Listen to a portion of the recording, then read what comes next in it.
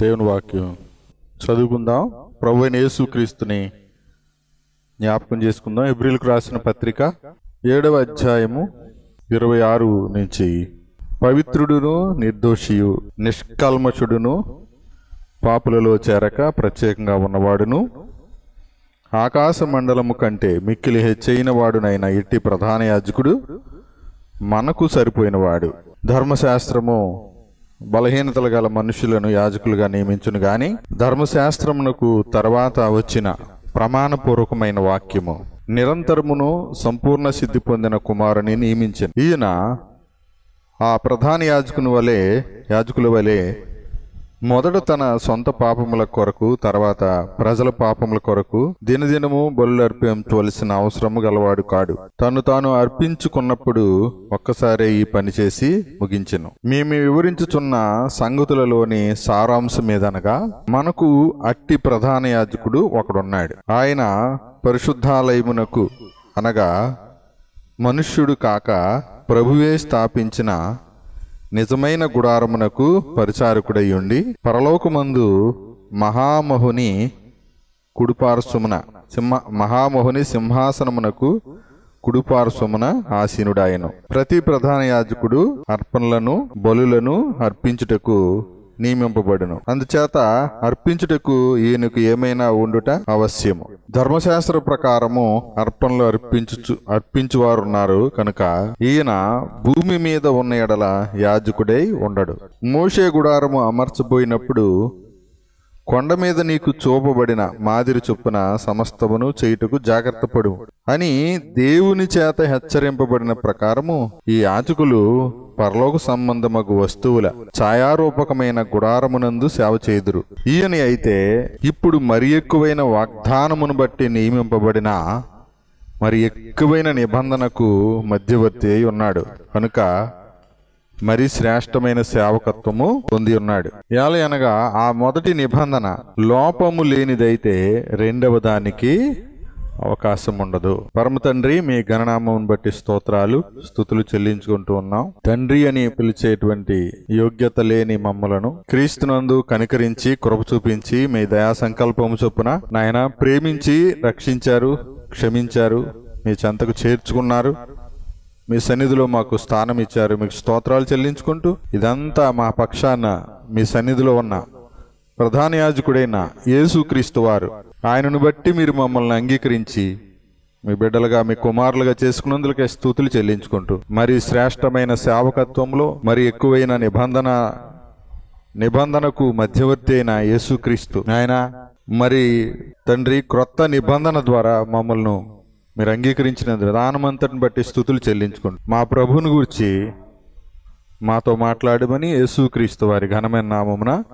స్తుతించి అడిగి వేడుకొనుచున్నాం తండ్రి, ఆమేన్. ఇప్పుడు ఈ వాక్యాలు చదువుతున్నప్పుడు కొన్ని పాత నిబంధన వాక్యాలు, కొన్ని కొత్త నిబంధన వాక్యాలుగా మనకు కనిపిస్తున్నాయి. అంటే ఈ రెండు నిబంధనల మధ్య వ్యత్యాసాన్ని తెలియజేస్తా ఉన్నాడు. పాత నిబంధన యాజకుడికి, క్రొత్త నిబంధన యాజకుడైన యేసుక్రీస్తు వారికి ఉన్న తేడా తెలియజేస్తున్నాడు. అలాగే పాత నిబంధన గుడారము, మందిరం, పాత నిబంధన గుడారము, క్రొత్త నిబంధన గుడారం అంటే పరలోకములోనే ఆయన ప్రవేశించాడని, దానికి దీనికి చాలా వ్యత్యాసం ఉందని తెలియజేస్తా ఉన్నాడు. అలాగే ఇక్కడ చెప్పినటువంటి విషయాల్లో ఆ ప్రధాన యాజకుడు అంటే బలహీనత కలిగిన ప్రధాన యాజకుడు మరి యేసు ప్రభువుకున్న వ్యత్యాసాన్ని చాలా తేటగా 7-8 అధ్యాయాల్లో మనం చూసాం. అందులో ప్రధానంగా యేసు ప్రభువుకున్న మంచి లక్షణాలను 26వ వచనం నుంచి మనం చూస్తూ ఉన్నాం. పవిత్రుడు, నిర్దోషి, నిష్కల్మషుడును పాపులలో చేరక ప్రత్యేకంగా ఉన్నవాడు. ఇవి మనుషుల మధ్యనే, ఇవి భూలోకంలోనే ఇలా ఉన్నాడు. పరలోకంలో సంగతి కాదు చెప్తుంట ప్రభు.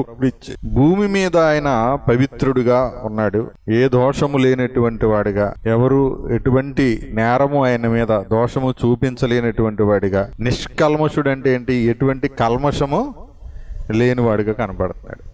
కల్మషం అంటే ఏంటి చెప్పండి, ఒకసారి మనం ఆలోచన చేయాలి. పవిత్రుడు అంటే పాపం చేయనివాడు, నిర్దోషి అంటే ఎటువంటి నేరము మోపబడని, నింద మోపబడని వాడిగా, మోపినా కూడా అది నిరూపణ కానిటువంటి వాడిగా. ఆయన ఏ నేరం చేయలేదు, ఎవరికి అన్యాయం చేయలేదు, ఎవరిని బాధ పెట్టలేదు కాబట్టి ఆయన నిర్దోషి. మనకు మామూలుగా ఆలోచించినా అర్థమవుతుంది. నిష్కల్మషుడు అంటే అర్థం ఏంటో చెప్పండి.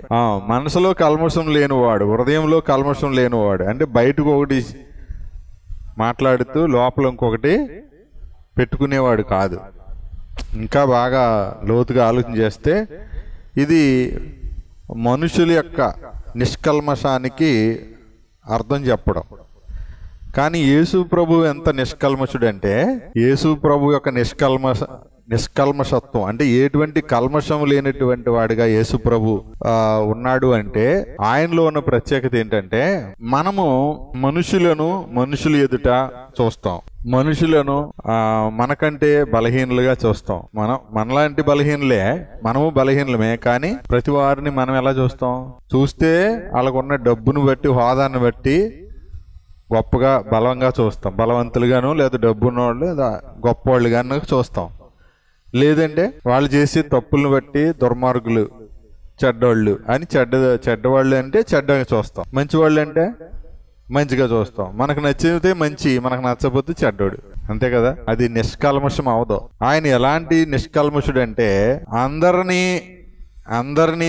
తనను క్షమిస్తున్నాడు, అందరి కొరకు ఆయన ప్రాణం అర్పించాడు. అంత నిష్కల్మషుడు అనమాట. అందరినీ ప్రేమించాడు అంటే మంచివారిని, చెడ్డవారిని, దుష్టులను, పాపులను కూడా ఏం చేశాడు? ఆయన ప్రేమించాడు. పాపిని ప్రేమించటం అంటే నిష్కల్మషమైనటువంటి హృదయం ఉంటేనే కదా పాపిని ప్రేమించగలడు. భక్తిహీనులను ప్రేమించాడు, బలహీనులను ప్రేమించాడు, ప్రాణం పెట్టినంతగా ప్రేమించాడు. ఎలాగో ప్రాణం పెట్టాడు. ఇంకా అంతకంటే ఎక్కువ ఏం చేస్తారు? ఒక వ్యక్తి తన ఎక్కువ ప్రేమను ఎలా చూపించగలడు? అంతా ఇచ్చేసి, అన్నీ ఇచ్చేసాడు, మొత్తం అన్నీ ఇచ్చేసాడు. అయితే అది ప్రేమ కాదని చెప్పాడు. ఇప్పుడు దేవుడు మనకు ఈ ప్రకృతిని అంతా ఇచ్చాడు, తర్వాత మనకు జీవితాన్ని కూడా ఇచ్చాడు. అయినా మనకు దేవుని ప్రేమ అర్థమైందా? అర్థం కాలేదు. ఆలోచించేయండి. దేవుని నిష్కల్మషం, కల్మషం లేని ఆయన దైవత్వం, కల్మషం లేనటువంటి దేవుడుగా ఆరోపణ కూడా చేయడానికి వీలు లేనటువంటి వాడిగా ఉండాలి కదా.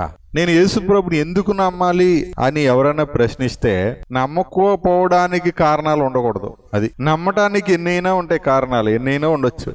కానీ నమ్మకపోవడానికి ఒక్క కారణం కూడా ఉండకూడదు. అతడే నిష్కల్మషుడు. ఆయన అలా ప్రేమించాడు. ఎందుకైనా నేను యేసు ప్రభుని నమ్మాలంటే, నిన్ను ఆయన ప్రేమిస్తున్నాడు కాబట్టి. నన్ను ఆయన ప్రేమిస్తున్నాడు అనడానికి నా దగ్గర మరి రుజువు ఏంటంటే, ఆయన ప్రాణం పెట్టాడు కాబట్టి. ఈ జీవితాన్ని నీకు ఆయనే ఇచ్చాడు, ఈ సృష్టి అంతా ఆయనే చేశాడు అన్నా కూడా ఎవరికి లెక్కలేదు. ఒకవేళ నిన్ను ప్రేమించిన వాడు నీ కొరకు ప్రాణం అర్పించాడు అన్న ఆ వార్త అతని హృదయాన్ని కదిలించలేకపోతే, అతని ఆలోచనలో అంటే నన్ను ప్రేమించడం ఏంటి, నేను మంచోడిని కాదే, నా హృదయం ఇలాంటిదే, నా బుద్ధి ఇలాగుంటదే, నా తలంపులు ఇలాగుంటాయే, అయినా నన్ను ఎందుకు ప్రేమిస్తున్నాడు? ఏం స్వార్థంతో ప్రేమిస్తున్నాడు? ఇప్పుడు చుట్టూచున్న సమాజం కానీ లేకపోతే మన కుటుంబ సభ్యులే ఎటువంటి స్వార్థం లేకుండా ప్రేమిస్తారా? ప్రేమించడానికి ఏదో ఒకటి ఉందా లేదా? సంబంధం, ఏదో ఒక సంబంధం అన్నా ఉంది కదా. ఒకరి వల్ల ఒకరు ఏదో ఒకటి అనిపిస్తున్నారు. చివరికి ఆ చంటి పాపను బట్టి ఆనందమైనా పొందుతున్నాం కదా. కానీ దేవుడికి మనల్ని పుట్టించినందువల్ల ఏ రోజైనా అలాంటి ఆనందం కలిగిందా? కలగలేదని చెప్పి మనకు అర్థం అవుతుంది, కలగదని కూడా అర్థం అవుతుంది.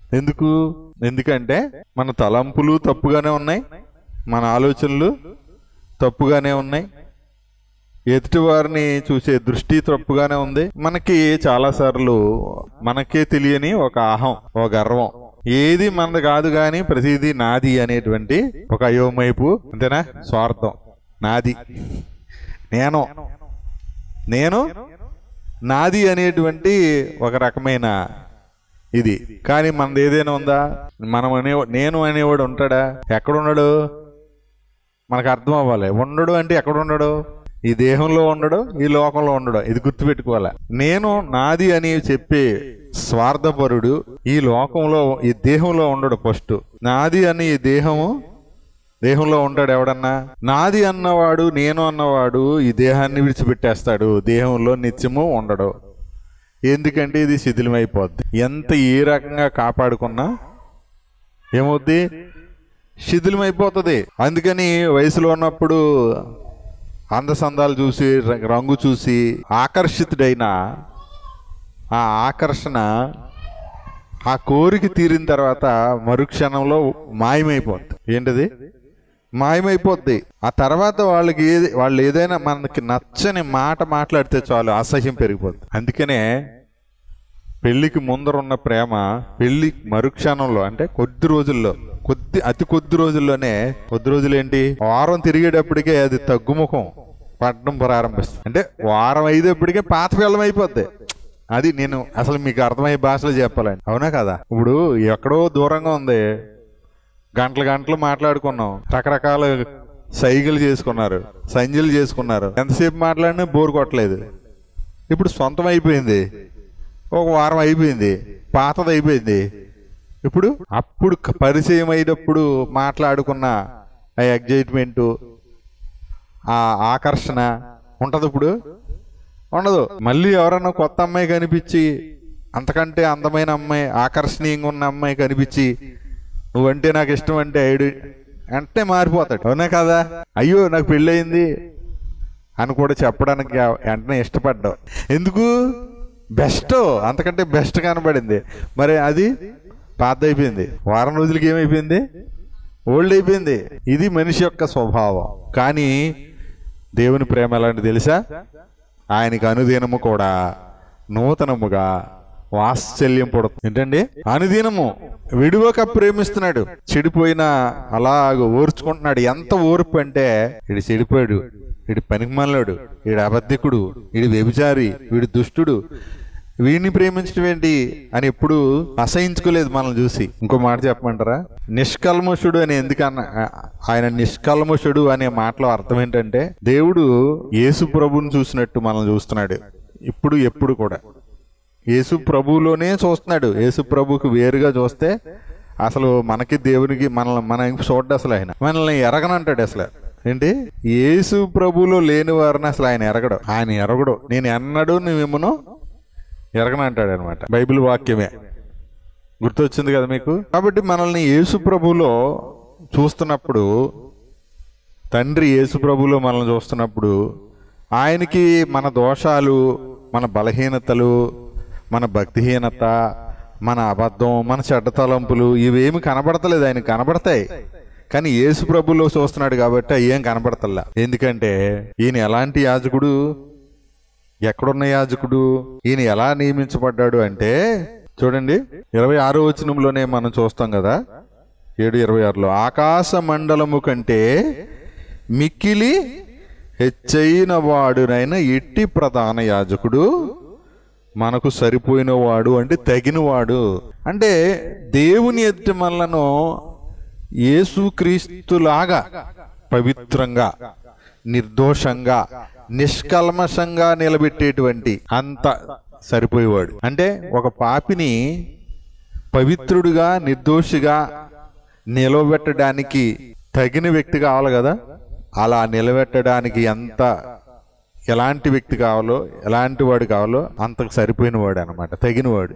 గుర్తుపెట్టుకోండి ఈ విషయాన్ని. ఆయనకి అనుదినము కూడా, నిజంగా ఒకసారి ఆలోచన చేయండి, మనమే మన ఇంట్లో వాళ్ళని అనుక్షణము కూడా మంచి భావంతో చూడగలమా?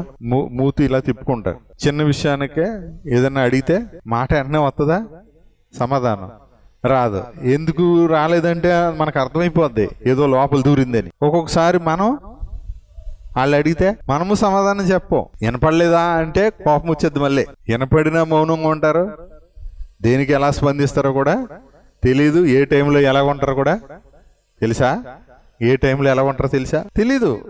అసలు వాళ్ళు ఏ మూడ్లో ఉన్నారో, ఏ పరిస్థితుల్లో లోపల ఏ గందరగోళం జరుగుతుందో, లేదా అక్కడ ఉండి మన దగ్గరే ఉండి ఇంకెక్కడో ఉంటారు వాళ్ళు. శరీరం ఇక్కడ ఉంటది కానీ బాడీ ప్రజెంట్, మైండ్ ఆబ్సెంట్.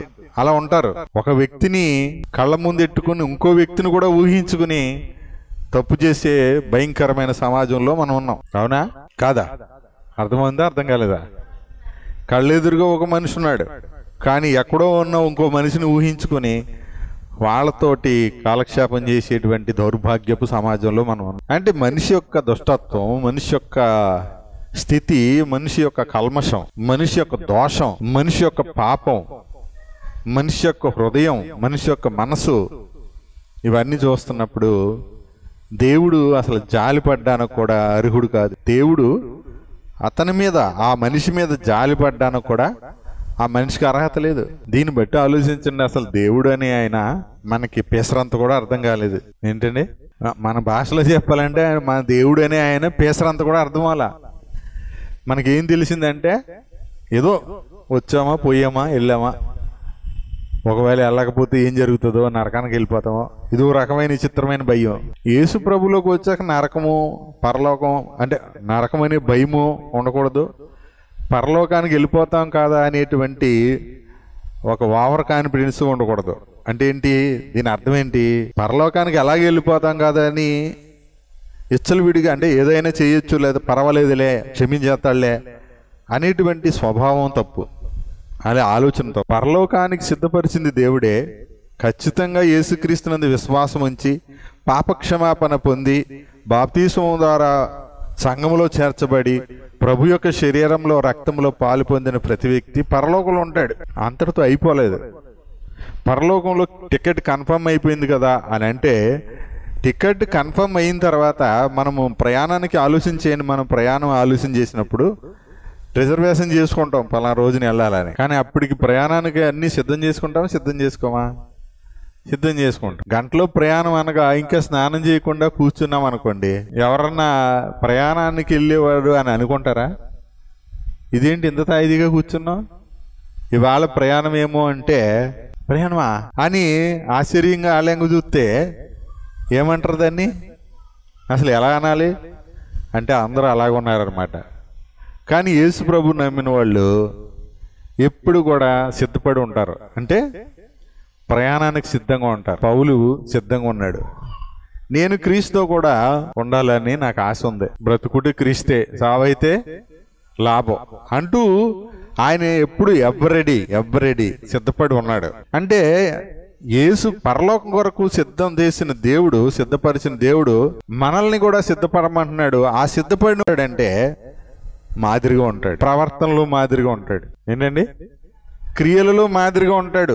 ఆ క్రియలు, ఆ ప్రవర్తన దేవుడిని అవమానపరిచే విధంగా ఉండదు, అది గుర్తుపెట్టుకోండి. అవన్నీ పేతురు మొదటి పత్రికలో, రెండో పత్రికలో ఆ ప్రవర్తన గురించిన సంగతులంతా రాశాడు. మేము చాలాసార్లు చెప్పుకుంటూ వస్తున్నాం. సత్ప్రవర్తన, మంచి ప్రవర్తన, యుక్త ప్రవర్తన కదా, సత్క్రియలు, ఇవి దేవుణ్ణి మహిమపరుస్తాయి. మనుషుల ఎదుట దేవుని మహిమపరుస్తాయి. మనము దేవుని ఎదుట విశ్వాసముతో జీవించినప్పుడు ఖచ్చితంగా మనం సత్ప్రవర్తన కలిగి ఉంటాం. ఇక్కడ ఇందుకే నేను మళ్ళీ గుర్తు చేస్తున్నాను, నిష్కల్మషము అనేటువంటి దాంట్లో యేసు ప్రభువులో ఉన్న నిష్కల్మషం మనకు అర్థం కాకపోతే మనము ఎప్పుడు కల్మషంతోటే ప్రవర్తిస్తాం. కనుక ప్రతి విషయాన్ని యేసు ప్రభు దగ్గర నుంచి మనం నేర్చుకోవాలి, యేసు ప్రభువునే మనం నేర్చుకోవాలి. కాబట్టి మన కళ్ళ ముందున్న యేసు ప్రభు శరీరం, యేసు ప్రభు రక్తం ఏం చేస్తున్నాయి అంటే యేసు ప్రభుని జ్ఞాపకం చేస్తున్నాయి. యేసు ప్రభువులో ఉన్న పవిత్రత, నిర్దోషత్వము, నిష్కల్మషమైనటువంటి ఆయన తత్వం గుర్తు చేస్తున్నాయి. ఇప్పుడు మన కుటుంబ సభ్యులు ఉన్నారు, మనకి అన్ని పరిస్థితుల్లో నచ్చుతున్నారా? ఎక్కడో అక్కడ మనకి చిరాకు, అసహ్యము, లేకపోతే ఏదో కోపము, తాపము ఏదో ఒకటి వస్తుందా రావట్లేదా? అంటే మన కుటుంబ సభ్యులు, బయట వాళ్ళ సంగతి వదిలేని, ఎన్ని వాళ్ళని పొరుగువాడు, గాడిద గుడ్డుకు అంగరపోస ఏదో చెప్తా ఉంటారు. ఏంటి వాక్యం చెప్పే పాస్టర్లు కూడానే బైబిల్లో ఏముందంటే, బైబిల్లో యేసు ప్రభు చెప్పిన గొప్ప మాట చెప్పమంటే నిన్నువల్ని పొరుగువాడిని ప్రేమించమని చెప్తారు. ఎవరైనా చెప్పేస్తూ ఉంటారు. అది శ్రేష్టమైన నిబంధన కాదు, అది వాగ్దానం అంతకంటే కాదు, అది భారమైన కాడి. నిన్నువల్లి నీ పొరుగువాడిని ప్రేమించమనేది ఆజ్ఞది, అది వాగ్దానమా చెప్పండి? సంకల్పమా? దైవ సంకల్పమా? అది కాదు. ప్రేమించాలన్నది ఆజ్ఞ. ప్రేమించడానికి సోర్స్ ఏది మరి? ప్రేమించడానికి బలమేది? ప్రేమించే మనసేది? ప్రేమించే హృదయం ఏది? నీ సొంత బలం. నిన్ను వల్ల నీ పొరుగువాడిని ప్రేమించన్నప్పుడు నీ సొంత బలంతో ప్రేమించాలి. నీ సొంత అప్పుడు ఏం చేస్తావు? నచ్చితే ప్రేమిస్తావు, నచ్చకపోతే ద్వేషిస్తావు, అంతే కదా. నిన్ను వలే అన్నప్పుడు అసలు నేను ఎప్పుడు ఎదుటివాడిని ప్రేమిస్తానో యేసుప్రభు చెప్పాడు. అసలు నువ్వు ఎదుటివారి నుంచి ఏం కోరుకుంటున్నావు అదే నువ్వు వారికి అన్నాడు. ఎవరికైనా అర్థమైంది ఈ మాట? ఈ లోకంలో ఒక సామెత ఉంది, ఏమంటే ఒకటి పొందాలంటే ఇంకోటి పోగొట్టుకోవాలని. యేసుప్రభు దగ్గర ఏం పొందడానికి ఏం పోగొట్టుకున్నావు నువ్వు అంటే మనం చాలా చెప్పేస్తామేమో. ఏం పోగొట్టుకో, నిజానికి పోగొట్టుకోవడానికి కూడా ఇష్టపడం. ప్రాణాన్ని సహా ద్వేషించాలంటాడు ప్రభు ఒక సందర్భం వస్తే. ప్రాణం పోగొట్టుకోవడానికి కూడా ఇష్టపడాలి అంటాడు. అంటే మనకు అర్థం కాకపోతే అది మనకు భారంగానే ఉంటుంది కదా, కదండి. మన కుటుంబ సభ్యులు మన దగ్గరికి వచ్చేద్దాం. మన కుటుంబ సభ్యుల్ని మనం అన్ని పరిస్థితుల్లో మనం ప్రేమించలేకపోతున్నాం కదా. అన్ని పరిస్థితుల్లోనూ మనకు నచ్చట్లేదు కదా. ఎక్కడో అక్కడ మనకి ఏదో ఒక బాధ, నొప్పి, చిరాకు, చింత, సంథింగ్ మన కడుపును పుట్టిన పిల్లల ద్వారా కూడా. ఎక్కడ దాకా ఎందుకు, ఇప్పుడు ఆ యశగా ఉంది ఏం తెలీదు, మరీ ఎక్కువ కేకలేసింది అనుకో చిరాకేస్తుంది, మనకి కొట్టాలనిపిస్తుంది కదా, అవునా కదా. లేకపోతే కోపం వచ్చి నోర్మియహే అని అనిపిస్తుంది. తనకేమైనా తెలుతుందా? అర్థమవుతుందా? అర్థమవుతుంది. ఇప్పుడు ఆమె నిర్దోషి, పవిత్రురాలు, నిర్దోషి, నిష్కల్మషమైనటువంటి హృదయం. ఎందుకు? మనం ఏం నోర్మి అన్నాం అనుకోండి, మన కోపం వచ్చేద్ది. ఆ పిల్లకి కొట్టేస్తే పగబడుతుందా? నన్ను కొట్టింది ఇది, దీని సంగతి పెద్ద అయిన తర్వాత చూస్తానని పగబడుతుందా? గుర్తుపెట్టుకుంటాను దీని సంగతే, నా టైం వస్తుంది అంటారా? అర్థమైంది ఇప్పుడైనా మీకు? దేవుడు కూడా ఆ యెషుకాలాగా ఆ చిన్న బిడ్డల వంటి వారు అన్నాడు. అందుకని పరలోక రాజ్యానికి వెళ్ళాలంటే ఏమని చెప్పాడు? చిన్న బిడ్డల వంటి వారు అవ్వాలి అన్నాడు. అంటే దాని అర్థం ఏంటి? ఎవరు మనకి ఏం చేసినా, మంచి చేసినా చెడు చేసినా, చెడు మర్చిపో, మంచిని గుర్తుపెట్టుకో. కనీసం మన ఇంట్లో వాళ్ళు చేసే మంచి మనకు గుర్తు రావట్లే. ఒక భార్య కష్టం భర్త కావట్లేదు, అర్థం కావట్లేదు. ఓ భర్త కష్టం భార్యకి అర్థం కావట్లేదు. తల్లిదండ్రుల కష్టం పిల్లలకి అర్థం కావట్లేదు. పిల్లలు ఏమనుకుంటున్నారంటే, అబ్బా స్కూల్కి వెళ్ళి వచ్చాం మేము కష్టపడిపోయాం అనుకుంటున్నారు. బళ్ళకి వెళ్ళి వచ్చాం కష్టపడిపోయాం. చిన్న బిడ్డలు వారు ఎందుకు కావాలి అన్నాడంటే, వాళ్ళు మేలుని కీడుని కూడా వాళ్ళు ఏది అసలు మనసులో పెట్టుకోరు. ఆ క్షణాన్న ఏడుపు వస్తే ఏడుస్తారు, నవ్వొస్తే నవ్వుతారు, అంతే. వాళ్ళు జీవితాన్ని జీవిస్తారు స్వచ్ఛంగా. అలాగే ప్రభు ఇంకో మాట అంటాడు, మీరు ఎదుటివారి నుండి ఏం కోరుకుంటున్నారో అదే వారికి ఇయ్యండి అన్నాడు. ఇయ్యండి అని చెప్పాడు, కానీ ఎవరి ముందు ఇవ్వాలి అన్నదే ఇప్పుడు మన ప్రశ్న. నేనేమన్నాను, మీ ఇద్దరు ఒకరినొకరు ప్రేమించండి అని చెప్పాను. ఎవరు ప్రేమిస్తారు ముందు? తను ప్రేమిస్తే ప్రేమిస్తాను అని అంటే ఇద్దరు అదే పంతంగా ఉంటారు. ఇందుకు ఎవరిని ప్రేమించరు, ఇద్దరు కలిపి నన్ను ద్వేషిస్తారు లాస్ట్కి. ఏదో చెప్పాడు కానీ అసలు ఆ మనిషి కరుగుతులేదు అని ఒకళ్ళు, ఈ మనిషి కరుగుతులేదు అని ఇంకొకళ్ళు, అసలు ఎప్పుడు ఏం చెప్పాడు సాయాన్ని అసలు ప్రేమించమన్నాడు. ఇలాంటి మనిషిని ప్రేమించడం, ఇలాంటి దాన్ని ప్రేమించడం కదా. ఇవి వస్తాయి మనకి. ఎప్పుడు వస్తాయి? నచ్చని పనులు చేసినప్పుడు, అవునా? నచ్చదు. ఒకరికొకరు ఏదో ఒక విషయంలో ఎక్కడొక్కడ నచ్చదు. నచ్చనప్పుడు ఏమొస్తుంది? తిట్టుకుంటాం, మళ్ళీ కలుస్తాం, తిట్టుకుంటాం, మళ్ళీ కలుస్తాం. క్షమిస్తున్నామా లేదా? క్షమించబట్టే కదా, ఒకరినొకరు క్షమించబట్టే కదా మళ్ళీ కలిసి ఉంటున్నాం. అర్థమైందా? అర్థం కాలేదా? రోజు ఒకరినొకరు సహిస్తున్నాం, ఒకరినొకరు ఓర్చుకుంటున్నాం, ఒకరినొకరు క్షమిస్తున్నాం, ఒకరినొకరు చేర్చుకుంటున్నాం. ఇది ఎందుకు జరుగుతుంది అని అంటే, యేసు ప్రభు మనల్ని అలాగే ప్రేమించాడు, యేసు ప్రభు మనల్ని అలాగే క్షమించాడు, యేసు ప్రభు మనల్ని అలాగే చేర్చుకుంటున్నాడు తండ్రి. ఇది అనుదినము మన జీవితంలో జరుగుతుంది. ఎలా జరుగుతుంది? ఇది బలవంతంగా జరుగుతుంది. ఎలా జరుగుతుంది? అవునా కాదు చెప్పండి. బలవంతంగా జరుగుతుందా లేకపోతే నిష్కల్మషమైన హృదయంతో జరుగుతుందా? అసలు నిష్కల్మషమైన హృదయం ఉంటే అసలు ఆ పరిస్థితే రాదు కదా. ఇప్పుడు నేను ఇంకొక ఆలోచన, నా ప్రభువు ధ్యానం చేస్తూ ఉంటాను. బండి మీద వెళ్తున్నప్పుడు ఎక్కువ ఆలోచన చేస్తున్నప్పుడు ధ్యానం అంటే అదే. ధ్యానం అంటే పని ఒకటి చేస్తూ ఉంటాం. ప్రయాణంలో కూడా ధ్యానంలో ఉండొచ్చు అనమాట. మనం ఏదైనా పని చేస్తూ కూడా ధ్యానంలో ఉండొచ్చు, వంట చేస్తూ ధ్యానంలో ఉండొచ్చు, తర్వాత బట్టలు ఉతుకుతూ ధ్యానంలో ఉండొచ్చు, ఇల్లు శుభ్రం చేస్తూ కూడా ధ్యానంలో ఉండొచ్చు, మన డ్యూటీ చేస్తూ కూడా మన ధ్యానం చేస్తూ ఉండొచ్చు. అంటే అదేమి మన పనిని డిస్టర్బ్ చేసేది కాదు. ధ్యానం అంటే ప్రభు యొక్క తలంపులు, మానవ హృదయం, దేవుని మనసు ధ్యానం చేస్తూ ఉన్నప్పుడు ఈ పని సాగుతూ ఉంటది. ఆ ధ్యానంలో మనకు జ్ఞానోదయం కలుగుతూ ఉంటది. బుద్ధుడు అనే ఆయన బోధి వృక్షం మీద వృక్షం కింద కూర్చున్నాడు అంట. మరి ఎన్ని రోజులు కూర్చున్నాడు, ఎన్ని సంవత్సరాలు కూర్చున్నాడు, అక్కడ జ్ఞానోదయం కలిగిందంట ఆయనకి. ఏంటి ఆయనకి కలిగిన జ్ఞానోదయం అంటే కూర్చుంటే కలిగింది. కూర్చున్నాడు, ఇంకా అన్ని వదిలిపెట్టేసి రాజ్యం వదిలేశాడు. గుర్రాలు, రథాలు, బంగారం, ప్రజలు, భార్య, పిల్లలు అన్ని వదిలేసి ఒక చెట్టు కింద కూర్చున్నాడు. కూర్చుని శుభ్రంగా ధ్యాన ముద్రలో ఆలోచన చేస్తున్నాడు. ఆలోచన చేస్తే ఇన్ని బాధల కారణం కోరికలు అని తెలుసుకున్నాడు. ఏంటి ఆయన కలిగిన జ్ఞానోదయం? ఇన్ని బాధలకి, ఇన్ని కష్టాలకి కారణం కోరికలు, మనిషి యొక్క కోరికలు అని తెలుసుకున్నాడు. అలా తెలుసుకొని ఆయన కొన్ని చెప్పాడు, జ్ఞానోదయం కలిగి కొన్ని చెప్పాడు. అందుకే ఇప్పుడు బుద్ధుడు మనకి ఇంకా మన మధ్య ఉన్నాడు. కోరికలకి కారణం అంటే బాధలకు కారణం, కష్టాలకు కారణం, కన్నీటికి కారణం, దుఃఖానికి కారణం కోరికలు అని చెప్పాడు. కానీ ఈ కోరిక ఎలా కలిగింది ఇతనికి అనేది ఆయన కనుగొనలేకపోయాడు. అసలు ఆ కోరిక ఎలా కలుగుతుంది, దేనివల్ల కలుగుతుంది? యేసుప్రభు చెప్తున్నాడు, శరీరంలో పుడుతున్నాయి ఈ భోగేచ్ఛలు. ఈ శరీరంలో పాప నియమం ఉంది.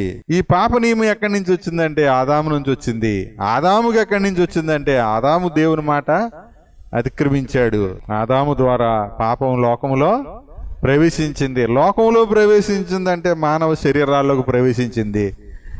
ఈరోజు మన దేహంలో ఏముందో బైబిల్లో అదే ఉంది, లోకంలో ఏముందో బైబిల్లో అదే ఉంది. ఇంకా దాన్ని దాటి నువ్వు వెళ్ళలేవు, దాని నుంచి బయటికి రాలేవు. అది కాదంటే చెప్పండి. భార్యాభర్తల సంబంధం విషయంలో బైబిల్లో ఏదో ఉందో అదే లోకంలో కనబడుతుంది. అంటే దానికి అది ఉంది, అది కనబడుతుంది. కానీ అది ఎలా అపవిత్రం అవుతుందో, అది ఎలాగూ విచ్ఛిన్నం అవుతుందో, అది ఎలాగా బలహీన పడిపోతుందో మనకు సమాజంలో కనబడుతుంది. అలాగే శరీరాలు, మానవ శరీరాల్లో నివసించే పాపం మీ అవయవాలలో ఏమన్నాడు? భోగేచ్ఛలు, పోరాడి భోగేచ్ఛలు అన్నాడు. యాకోబు 4:1 చూస్తే మీలో యుద్ధములు, పోరాటములు దేని నుండి కలుగుతున్నవి? ఇప్పుడు కోరికలు దేని నుంచి కలుగుతున్నాయి? దురాశలు దేని నుంచి వస్తున్నాయి? స్వార్థం ఎక్కడి నుంచి పుడుతుంది? అవయవాలలో పోరాటం జరుగుతుంది. చేతికి ఒక పోరాటం, కాలికి ఒక పోరాటం, నోటికి ఒక పోరాటం, చెవికి ఒక పోరాటం, కంటికి ఒక పోరాటం. ఉందా లేదా? కంటికి చూడమని ఒక పోరాటం, చూడొద్దని ఇంకో పోరాటం కదా. నోటికి తినమని ఒక పోరాటం, తినొద్దు ఇది మంచిది కాదు, ఇది ఆరోగ్యానికి అని ఇంకో పోరాటం. ఏం కాదులే తినని నోరంటది రుచి కదా. రుచిగా ఉందని కానీ ఎక్కువ తినకు అని కడుపు చెప్తుంది. కడుపు మాట ఎవరికి వినపడదు, నోరు చెప్పేది వినపడద్ది. తినేసాక ఆపసాపాలు పడతావు కదా, అవునా కదా? ఇలాగే వద్దనుకున్నది జయిస్తుంది. ఏది? ఈ దేహం ఏది మేలైందో తెలుసు, కానీ ఏం చేయిస్తుంది? శరీరం వద్దన్నది చేయిస్తుంది.